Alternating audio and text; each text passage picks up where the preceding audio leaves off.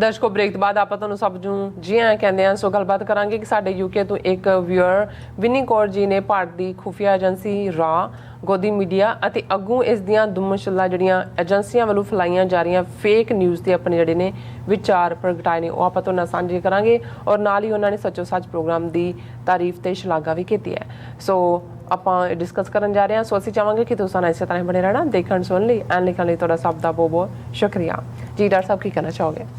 देखो घल्लूकारा हफ्ते ਦੇ ਚੱਲਦੇ ਆ ਔਰ ਪਹਿਲਾਂ ਜਿਹੜੀਆਂ ਇੱਕਦਮ ਡਿਵੈਲਪਮੈਂਟਸ ਕੁਝ ਹੋ ਰਹੀਆਂ ਸੀ, ਅਸੀਂ ਆਪਣੇ ਵਿਊਅਰਸ ਦੀਆਂ ਚਿੱਠੀਆਂ ਕਾਮੈਂਟਸ ਉਹਨਾਂ ਦੇ ਉੱਤੇ ਵਿਚਾਰ ਨਹੀਂ ਕੀਤੀ। ਹੁਣ ਅਸੀਂ ਉਹ ਸਾਰਾ ਰਿਜ਼ਿਊਮ ਕਰ ਰਹੇ ਹਾਂ ਔਰ ਅੱਜ ਹੀ ਸਾਨੂੰ ਯੂਕੇ ਤੋਂ ਭੈਣ ਜੀ ਵਿਨੀ ਕੌਰ ਉਹਨਾਂ ਦੀ ਲਿਖਤ ਮਸੂਲ ਹੋਈ ਹੈ ਔਰ ਇਸ ਗੱਲ ਦੀ ਸਾਨੂੰ ਖੁਸ਼ੀ ਹੈ ਕਿ ਸਾਡੇ ਵਿਊਅਰਸ ਦਾ ਦਾਇਰਾ ਜਿਹੜਾ ਉਹ ਮੁਲਕਾਂ ਦੀਆਂ ਹੱਦਬੰਦੀਆਂ ਤੋਂ ਦੂਰ ਐਟਲਾਂਟਿਕ ਓਸ਼ਨ ਦੇ ਦੂਸਰੇ ਪਾਸੇ ਯੂਕੇ ਔਰ ਆਸਟ੍ਰੇਲੀਆ ਔਰ ਪਾਕਿਸਤਾਨ ਹਰ ਪਾਸੇ ਔਰ ਜਿੰਨੇ ਪਿਆਰ ਦੇ ਨਾਲ ਔਰ ਇਹਨਾਂ ਨੇ ਇਹ ਲਿਖਿਆ ਜਿੱਥੇ ਉਹਨਾਂ ਨੇ ਸਪਾਂਸਰ ਪ੍ਰੋਗਰਾਮ ਕਰਨ ਦੇ ਲਈ ਕਿਹਾ ਔਰ ਆਲਰੇਡੀ ਉਹਨਾਂ ਦੇ ਮਾਤਾ ਜੀ ਮਾਤਾ ਬਲਬੀਰ ਕੌਰ ਆਲਰੇਡੀ ਜੈਨਰਸ ਡੋਨਰ ਰਹੇ ਨੇ ਆਪਣੇ ਲੈਵਲ ਤੇ, ਪਰ ਹੁਣ ਉਹਨਾਂ ਨੇ ਖਾਹਿਸ਼ ਵੀ ਜ਼ਾਹਿਰ ਕੀਤੀ ਹੈ ਕਿ ਉਹਨਾਂ ਦੇ ਪਰਿਵਾਰ ਵੱਲੋਂ ਔਰ ਇਹ ਯੂਕੇ ਦੇ ਡੋਰਸੈਟ ਸ਼ਹਿਰ ਦੇ ਵਿੱਚ ਬੇਸਡ ਨੇ, ਪਰ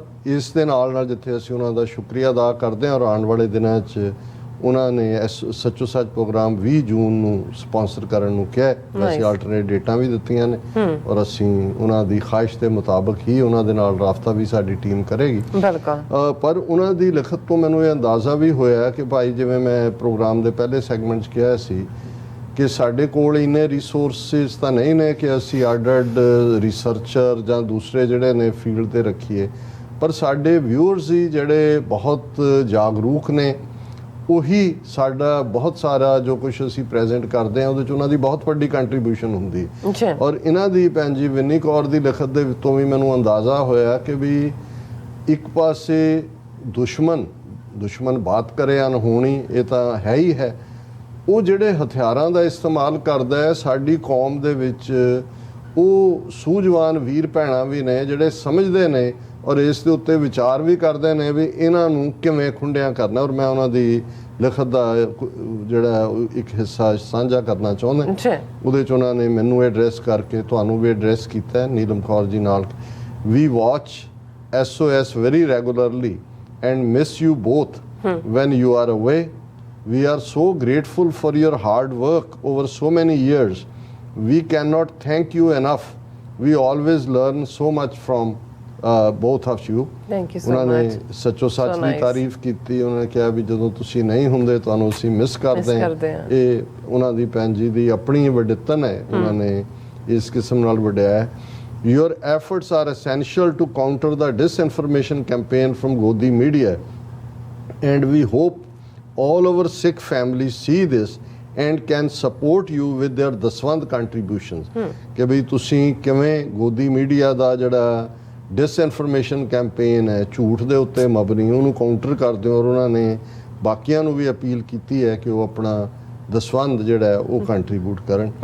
ਵੀ wish Satguru ji blesses you both and the team of journalists and those behind the scenes to continue in these efforts to deliver the truth and for our Sikh homeland। ਕਿ ਉਹਨਾਂ ਨੇ ਸਾਰੀ TV84 ਦੀ team ਸਾਰੇ ਸਾਡੇ ਜਿਹੜਾ researcher ਨੇ technical team ਹੈ ਔਰ ਜਿਹੜੇ ਵੀ ਇਵਨ ਪੰਜਾਬ 'ਚ ਜ਼ੋਖਮ 'ਚ ਪਾ ਕੇ ਆਪਣੇ ਆਪ ਨੂੰ ਕੰਮ ਕਰਦੇ ਨੇ ਉਹਨਾਂ ਸਾਰਿਆਂ ਦੇ ਲਈ ਅਰਦਾਸ ਕੀਤੀ ਹੈ ਔਰ ਆਪਣੇ ਘਰ ਸਿੱਖ ਹੋਮਲੈਂਡ ਦੀ ਵੀ ਅਰਦਾਸ ਕੀਤੀ ਹੈ ਕਿ ਗੁਰੂ ਰਹਿਮਤ ਕਰਨ। Just a thought from me to tackling fake news from raw Godi media boats. I heard on news programs that Ukraine seem to have persons who know how to stop them. I wonder how we might get this training and also how do we tell the world that India seems to have quite the same monopoly over news that Putin undertook to achieve when he graduated to the now dictatorial Russian regime। ਹੁਣ ਉਹਨਾਂ ਨੇ ਕਿਹਾ ਕਿ ਵੀ ਜਿਵੇਂ Ukraine ਨੇ ਜਿਹੜਾ Russia ਵੱਲੋਂ fake news ਦਾ ਸੀ ਸਾਰਾ ਉਹਨੂੰ ਉਹਨਾਂ ਨੇ ਕਿਵੇਂ ਚੈੱਕ ਕੀਤਾ ਵੀ ਜੇ ਅਸੀਂ ਉਹਨਾਂ ਤੋਂ ਕੋਈ ਟ੍ਰੇਨਿੰਗ ਲੈ ਸਕੀਏ ਕਿ ਕਿਸ ਲੈਵਲ ਤੇ ਜਿਵੇਂ ਮੋਦੀ ਗੋਦੀ ਮੀਡੀਆ ਔਰ ਉਹਨਾਂ ਦੇ ਬੋਟਸ ਹੁੰਦੇ ਨੇ ਅੱਗੋਂ ਕ੍ਰੀਏਟ ਕੀਤੇ ਹੋਏ ਰੋਬੋਟ, ਔਰ ਇੰਟਰਨੈਟ ਦੀ ਦੁਨੀਆ 'ਚ ਟਰਮ ਯੂਜ਼ ਹੁੰਦੀ ਹੈ ਕਿ ਸੈਲਫ ਜਨਰੇਟਿਡ, ਜਦੋਂ ਤੁਸੀਂ ਡਾਟਾ 'ਚ ਹੁੰਦੇ ਹੋ ਸੈਲਫ ਜਨਰੇਟਿਡ ਜਿਹੜਾ ਉਹ ਹੁੰਦਾ ਹੈ। ਸੋ ਇਹ ਅਸੀਂ ਇਹਦੇ ਲਈ ਪੰਜਾਬੀ ਲਫ਼ਜ਼ ਦੁਮ ਛੱਲੇ ਹੀ ਕਹਾਂਗੇ। ਉਹ ਇੰਟਰਨੈਟ ਤੇ ਕ੍ਰੀਏਟ ਹੁੰਦੇ ਹੋਣ ਜਾਂ ਵੈਸੇ ਉਹਨਾਂ ਨੇ ਕ੍ਰੀਏਟ ਕਰਕੇ ਰੱਖੇ ਹੋਣ। ਸੋ ਉਹਨਾਂ ਨੇ ਇਹ ਕਿਹਾ ਕਿ ਭਾਈ ਇਹ ਜਿਹੜਾ ਯੂਕਰੇਨ ਨੇ ਇਵੇਂ ਕੀਤਾ। SOS did report the stopping of broadcasts in UK from TV channel Russia Today.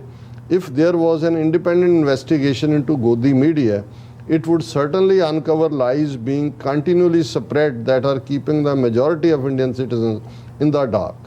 ਇਹ ਉਹਨਾਂ ਨੇ ਕਿਹਾ ਕਿ ਵੀ ਜਿਵੇਂ UK ਨੇ ਸਟਾਪ ਕੀਤਾ ਉਸ ਕਿਸਮ ਦਾ ਰਸ਼ੀਅਨ ਟੂਡੇ ਜਿਹੜਾ ਉਹਨਾਂ ਦਾ ਪ੍ਰੋਪੇਗੈਂਡਾ ਹੈ, ਔਰ ਇਸੇ ਤਰ੍ਹਾਂ ਜੇ ਇੰਡੀਪੈਂਡੈਂਟ ਇਨਵੈਸਟੀਗੇਸ਼ਨ ਹੋਏ ਕੋਈ ਗੋਦੀ ਮੀਡੀਆ ਦਾ ਤੇ ਫਿਰ ਇਹ ਸਾਹਮਣੇ ਆਏਗਾ ਕਿ ਭਾਈ ਕਿਵੇਂ ਹੋਏਗਾ। ਮੈਂ ਵੈਸੇ ਭੈਣ ਜੀ ਵਿਨੀ ਕੌਰ ਸਾਡੇ ਪ੍ਰੋਗਰਾਮ ਨਾਲ ਰੈਗੂਲਰ ਜੁੜਦੇ ਹੋਣਗੇ, ਇਹ ਤਾਂ ਬਹੁਤ ਵੱਡਾ ਜਿਹੜਾ ਇਹਨਾਂ ਦਾ ਸਾਰਾ ਸਕੈਂਡਲ ਡਿਸਇਨਫੋ ਲੈਬ ਦੇ ਥੱਲੇ ਕਿ ਕਿੰਨੇ 100 ਵੈਬ ਕਿਵੇਂ ਜਿਹੜੇ ਮਰ ਗਏ। ਇੱਕ UN ਦਾ ਮੈਂਬਰ ਪ੍ਰੋਫੈਸਰ ਸੀ ਉਹਦਾ ਹਾਰਵਰਡ ਦਾ, ਉਹਦੀ ID ਤੋਂ ਲੈ ਕੇ ਕਿੰਨੀਆਂ ਲੈਂਗੁਏਜਸ ਦੇ ਵਿੱਚ, ਔਰ ਇਹ ਇੱਕ ਇੰਡੀਪੈਂਡੈਂਟ ਬਾਡੀ ਨੇ ਯੂਰਪ ਦੀ ਨੇ ਇਹਨਾਂ ਨੂੰ ਐਕਸਪੋਜ਼ ਕੀਤਾ ਸੀ। ਡਿਸਇਨਫੋ, ਜੇ ਤੁਸੀਂ ਡਿਸਇਨਫੋ ਲੈਬ ਪਾ ਕੇ ਗੂਗਲ ਕਰੋਗੇ ਤਾਂ ਸਾਹਮਣੇ ਆਏਗਾ ਵੀ ਆਲਰੇਡੀ ਇਸ ਲੈਵਲ ਦੇ ਉੱਤੇ ਐਕਸਪੋਜ਼ ਹੋਏ ਨੇ ਕਿ ਉਸ ਡਿਸਇਨਫੋ ਲੈਬ ਨੇ ਹੀ ਦੱਸਿਆ ਕਿ ਵੀ ਜਿਹੜਾ ਯੂਰਪੀਅਨ ਪਾਰਲੀਮੈਂਟ ਦੇ ਮੈਂਬਰਾਂ ਦਾ ਜਿਹੜਾ ਡੈਲੀਗੇਸ਼ਨ ਕਸ਼ਮੀਰ 'ਚ ਭੇਜਿਆ ਗਿਆ,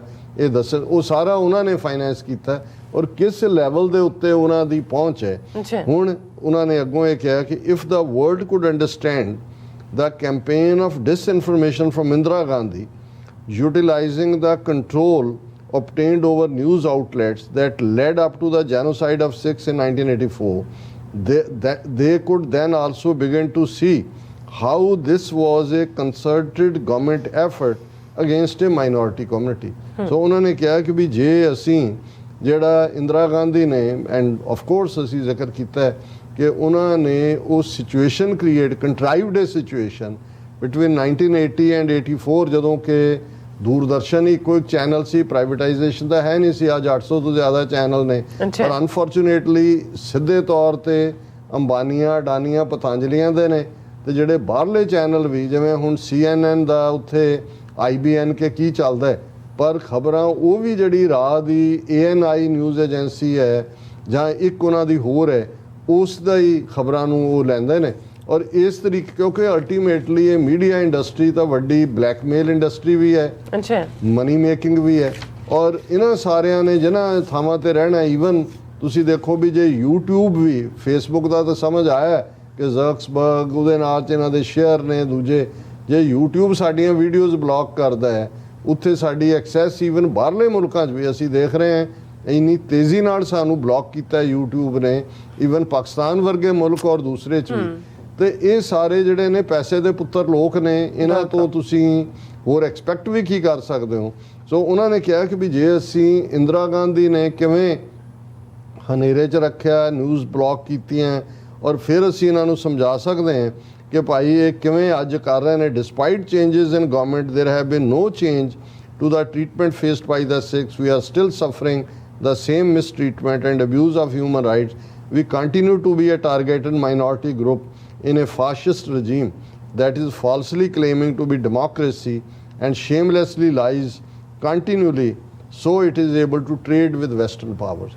ਕੱਲਾ ਇਹਦੇ 'ਚ ਹੁਣ ਇੱਥੇ ਦੋ ਧਾਰੇ ਆ, ਇਹ ਹੈ ਕਿ ਵੈਸਟਰਨ ਪਾਵਰਸ ਨੂੰ ਵੀ ਟ੍ਰੇਡ ਚਾਹੀਦੀ ਹੈ, ਇਹਨਾਂ ਨੂੰ ਕੋਈ ਪਰਵਾਹ ਨਹੀਂ ਹੈ ਕਿ ਭਾਈ ਸੱਚ ਕੀ ਹੈ ਕੀ ਨਹੀਂ ਹੈ। ਔਰ ਹੁਣ ਤੁਸੀਂ ਇਸ ਤੋਂ ਵੱਧ ਕੇ ਕੀ ਹੋਏਗਾ ਕਿ United States Commission on International Religious Freedom successive ਤੀਸਰਾ ਸਾਲ ਹੈ, ਉਹ ਰਿਪੋਰਟ ਕਰਦੇ ਨੇ ਕਿ ਇੰਡੀਆ ਨੂੰ ਕੰਟਰੀ ਆਫ ਪਰਟੀਕੂਲਰ ਕੰਸਰਨ ਐਲਾਨਿਆ ਜਾਏ, ਜਿਹੜਾ ਰੈੱਡ ਅਲਰਟ ਹੈ। ਪਰ ਇਸ ਵਾਰ ਦੀ ਵੀ ਸਟੇਟ ਡਿਪਾਰਟਮੈਂਟ ਰਿਪੋਰਟ ਦੇ ਵਿੱਚ ਜਿਹੜਾ ਉਹਨਾਂ ਨੇ US ਸਰਫ ਦੀ ਰਿਕਮੈਂਡੇਸ਼ਨ ਨੂੰ ਨਹੀਂ ਮੰਨਿਆ।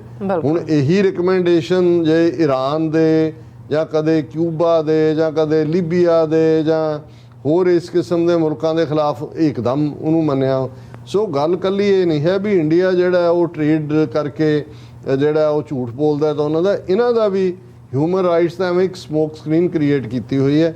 ਅਖੀਰਲੇ ਪੈਰੇ 'ਚ ਉਹਨਾਂ ਨੇ ਕਿਹਾ I often wonder if the UN could look at requiring any so-called democracy to create and show the existence of an independent media, कि UN ਜਿਹੜੀ ਹੈ ਉਹ ਇੰਡੀਆ ਨੂੰ ਆਨਸਰੇਬਲ ਬਣਾਏ ਕਿ ਜੀ ਤੁਸੀਂ ਜਿਹੜਾ ਆਪਣੇ ਆਪ ਨੂੰ ਡੈਮੋਕ੍ਰੇਸੀ ਕਹਿੰਦੇ ਹੋ, ਤੁਹਾਡਾ ਮੀਡੀਆ ਕਿੱਥੇ independent? Surely any so-called democracy should also have to show and be able to prove fair and free elections, as well as allowing voting in referendums to create independent homelands.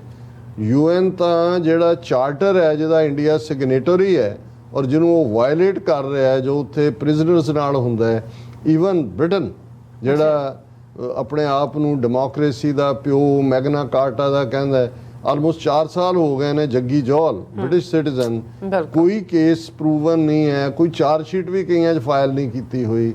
ਉਹਨਾਂ ਦਾ prime minister Boris Johnson ਜਾ ਕੇ ਉੱਥੇ trade agreement ਕਰਕੇ ਆ ਜਾਂਦਾ ਹੈ, ਹਾਲਾਂਕਿ 120 ਤੋਂ ਜ਼ਿਆਦਾ MPs ਨੇ ਲਿਖਿਆ ਹੋਇਆ ਕਿ ਭਾਈ ਇਹ ਕਰੋ, ਤੇ ਉੱਥੇ ਕੌਣ ਵਾਲੀ ਵਾਰਸ ਹੈ? ਕੋਈ ਭੈਣ ਜੀ ਵਿਨੀ ਕੌਰ ਜੀ, ਕੋਈ ਸਾਡਾ ਵਾਲੀ ਵਾਰਸ ਨਹੀਂ ਹੈ, ਸਾਡਾ ਨਹੀਂ, ਬਾਕੀ ਵੀ ਜਿਹੜੇ ਸਫਰਿੰਗ ਨੇ, ਕਿਉਂਕਿ ਇੱਥੇ ਇਹ ਪੈਸੇ ਦੀ ਖੇਡ ਹੈ, ਇਹ ਸਾਰੀਆਂ ਡੈਮੋਕ੍ਰੇਸੀਜ਼ ਦੇ ਡਰਾਮੇ ਨੇ ਹਿਊਮਨ ਰਾਈਟਸ ਦੇ ਨਾਂ ਥੱਲੇ।